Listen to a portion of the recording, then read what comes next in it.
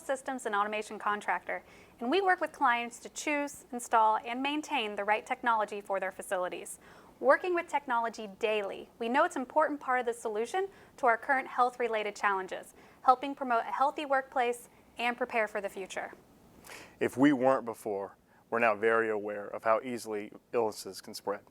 Other than directly from person to person, the most common way for illnesses to spread is on surfaces, like that dreaded door handle. When we're able to reduce the number of surfaces that people have to touch daily, we're able to reduce the spread. There are access controls available that are going to help us enter and exit buildings and spaces without ever touching a door handle. Those can be biometric readers that scan hands, facial recognition scanners, or maybe it's as simple as your mobile phone being used as your credential.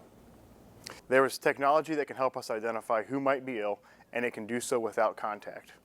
Thermal cameras, either handheld or as part of a system, offer fast screening without personal contact. Thermal cameras also give accurate temperature readings, and many can be set up to alert if temperatures are detected over a certain point. If we do find out someone who has been in our facility is sick, we can often even use the security systems to see where they have been in the building and who they may have come in contact with.